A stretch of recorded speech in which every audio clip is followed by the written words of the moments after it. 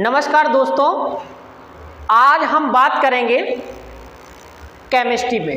Chemistry के टिप्सों पर बच्चे ध्यान नहीं देते।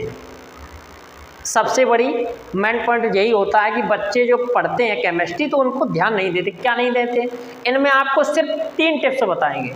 अगर आपने 3 टिप्स को सुन लिया, समझ लिया और अपने दिमाग में बैठा लिया या शिफ्ट कर लिया तो समझ लो कि आपको केमिस्ट्री में कभी भी दिक्कत नहीं आएगी।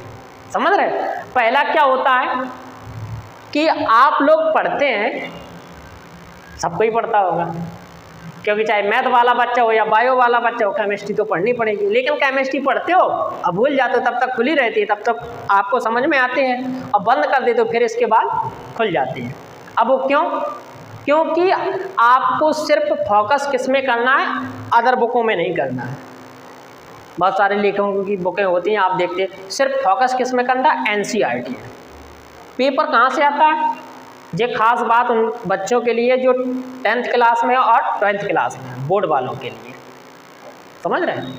तो आपको एनसीईआरटी में फोकस करना है, और एनसीईआरटी में फोकस आप करेंगे तो एनसीईआरटी से हट कर के कहीं नहीं जाता बेटा पेपर। जो भी पेपर आता है एनसीईआरटी से ही आता है। आप अदर चीज़ों में भटकते रहते हैं।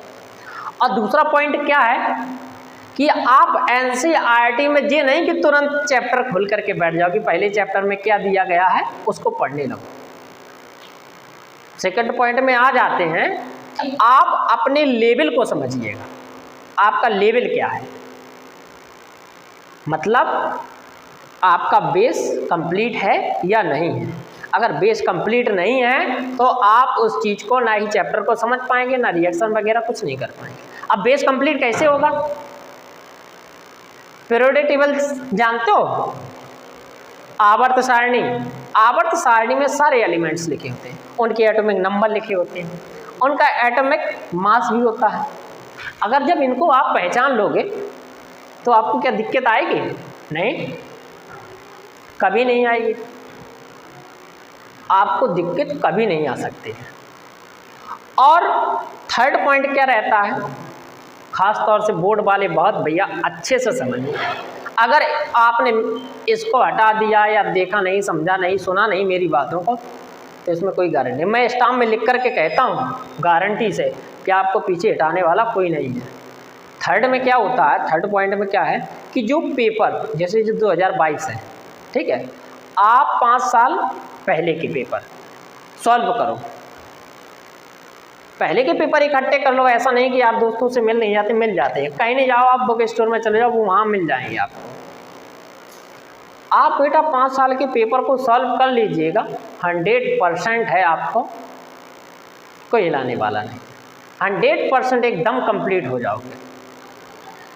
अगर ये 3 पॉइंट आपने रखे अपने पास में, समझा इनको, तो 100% है कि आपको कोई गिराने वाला ना ही हिलाने वाला नहीं है, और केमिस्ट्री समझ में आने लगी। जो बंदा दिन में 4 घंटा पढ़ता है, दिन में 4 घंटा पढ़ता है, और वही बंदा सुबह मॉर्निंग में 2 घंटे पढ़ता है, आप उनका रिजल्ट देखिए। ये 4 घंटे वाले का नहीं आएगा, जो 2 घंटे वाले का आ जाएगा। गलती ये करते, दिन में खूब पढ़ते रहो, दिन में पढ़ाई थोड़ी होती है। आप मॉर्निंग में सुबह टाइम पढ़िएगा, सुबह टाइम लर्न करिएगा। और इसी में आप जो पढ़ रहे हो तो ऐसे मत पढ़ो, ठीक है? कोई भी चीज़ हो, हिंदी हो, इंग्लिश हो, मैथ हो, कुछ भी चीज़ हो, ऐसे मत पढ़ना। लर्निंग के हिसाब से मत। आप पेन कॉपी लेकर के बैठ जाइए, उसको राइट करिए। लिखना आप लिखेंगे, पढ़ेंगे, कोई भी डेफिनेशन, कोई फार्मूला, हर चीज़ है बेटा आपको क्लियर समझ में आने लगेगी। ठीक है? Thank you.